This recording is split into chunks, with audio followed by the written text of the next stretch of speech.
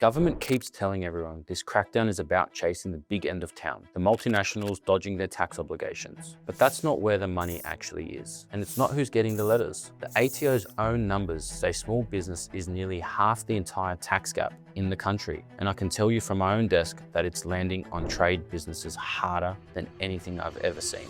I've done more audits in the last 3 months than I did in 10 years before that, and almost none of them are the people you'd assume. So in this video, I'm going to show you exactly what the ATO now see about your business and the 2 enforcement tools that can come straight for you if you're not meeting your obligations. Let's start with the gap between what they say and what the data shows, because once you see it, the rest of this makes sense. The messaging is all about multinationals, and there's nearly $1 billion of funding behind this push, 999 million to be exact, plus more than 1,000 new auditors hired specifically to chase it. So you'd assume all that firepower is pointed at the top end. But the ATO publishes its own tax gap figures, and small business alone accounts for 27.2 billion of unpaid tax, which is close to half of the entire 58 million gap across every taxpayer in the country. That's not the multinationals, that's businesses like yours. And the part that should get your attention is that the gap isn't shrinking, it's getting wider. It's gone from 15% of what small businesses should be paying up to over 17% in just a couple of years. So whatever you've been doing,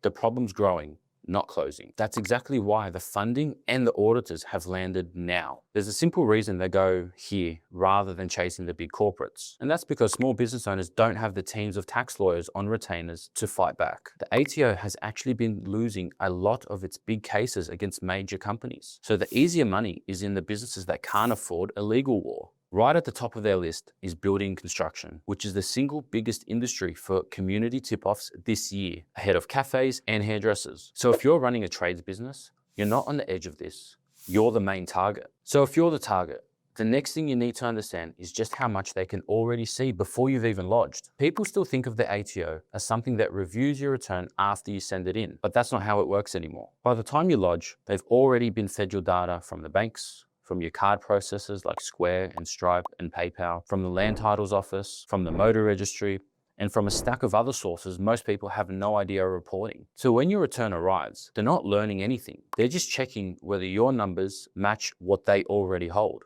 The one that catches business owners out is the gap between what's flowing through your accounts and what you declare. I've seen the classic version of this, where someone swears they've got no income beyond the main job. And then it turns out a payment processor has reported close to $100,000 running through their account in a single year. The money left the trail, and the trail got reported automatically. Then there's the lifestyle side. The ATO matches data on the expensive stuff, the prestige vehicles, the boats, the caravans, and they're not doing it for fun. They're asking a very simple question, which is whether the income on your return actually supports the lifestyle sitting in your driveway. So if your return says you're making modest money, but you've just put 100 grand into a new dual cab and a boat, that mismatch is exactly the kind of thing that gets flagged. And if you pay subbies, there's one more layer, because every payment you report through the contractor reporting system gets cross-checked against what that subbie declares on their end. So both sides of the transaction are visible at once. And if the subbie isn't declaring what you paid them, that gap surfaces straight away. That contractor reporting leads straight into the first trap I see catching builders: payroll tax on subbies. The state governments have really ramped this up, and we're seeing a lot of payroll tax audits at the moment. The trap is that a lot of trades businesses treat their subcontractors as genuinely independent, but under the payroll tax rules, a fair few of those arrangements actually count as employment. So the business ends up liable for payroll tax it never knew it owed. And because it accrues quietly over the years, by the time the audit lands, the bill can be enormous. The next one is GST refunds, and this catches people who've done nothing wrong at all. The most recent one I dealt with was a $75,000 GST refund that the ATO simply refused to pay out until they'd run an audit on it. Anything large like that, they cross-check before the money goes anywhere. So if you're a tradie expecting a big refund to land and clear a cash flow gap, you can't bank on it turning up on time, because they'll hold it while they check. And then there's the cash economy, which is where it gets serious. The ATO gets almost 1,000 tip-offs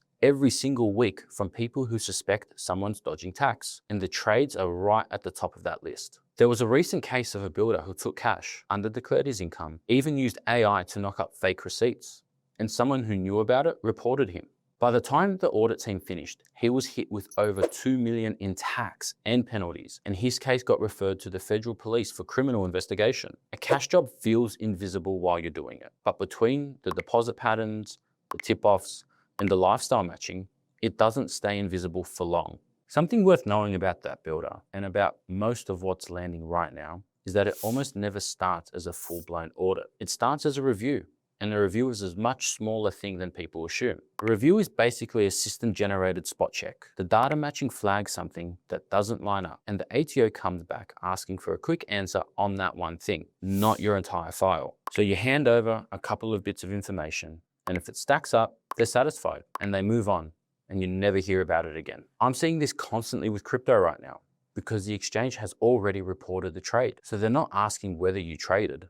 They already know. They just want you to show the transaction list and explain how you landed on your number. What turns that quick review into a full audit is simple. It's whether you can answer it. If your records back up what you put into your return, the review closes, and that's the end of it. But if you can't produce the proof, or the answer you give opens up more questions than it settles, that's the point where they stop doing a spot check and start pulling the whole file apart. So the review on its own is nothing to be scared of. The real exposure is not being able to stand behind your own numbers when they ask. And that's where this gets personal, because if a review turns into an audit and the audit turns into a debt, the ATO has two tools that most business owners don't realize can come after them directly. The first is a director penalty notice. The whole point of running through a company is that the company carries the risk, not you personally. But a director penalty notice cuts straight through that, because it can make you personally liable for the company's unpaid GST, pay-as-you-go, and super, even if the company itself can't pay a cent. And these have exploded, with the number issued jumping by 136% in a single year to more than 84,000.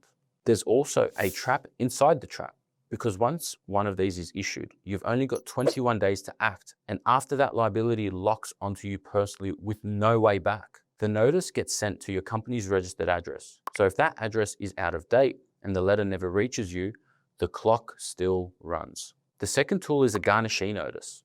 And this one is brutal in how direct it is. The ATO can instruct your bank or even a customer who owes you money to hand that money straight to them. And in some cases, there's no court order and no real warning. The first a lot of owners hear about it is when a direct debit bounces and they log in to find the account drained. Last year alone, they issued more than 15,000 of these. The simplest protection against the worst of this costs you nothing, and it's just keeping your ASIC registered address current, because if the warning letters can actually reach you, you've got a chance to act within the deadline, instead of finding out when it's already too late. So if all of that sounds heavy, here's the part that should settle you down. Because if your books are accurate, none of this is aimed at you. A big chunk of that $27 billion gap is honest mistakes, not deliberate dodging. And the ATO's own position is that they'd rather help a business get it right than punish someone for a genuine error. The goal here isn't to scare you, it's to get you accurate. There are really three moves worth making. The first is to get your lodgements and your BAS current, because the longer something sits unlodged, the more it looks like avoidance and the more interest stacks up on top. The second is that if you know there's a problem, an undeclared cash job, a dodgy old return, crypto you ignored, you can come forward yourself through a voluntary disclosure, because the outcome when you raise it first is completely different conversation to the one that happens when they catch it. And the third is to stop assuming your accountant is the shield, because when it comes to a director penalty, the ATO chases the director, and blaming whoever did your books won't move that liability off you.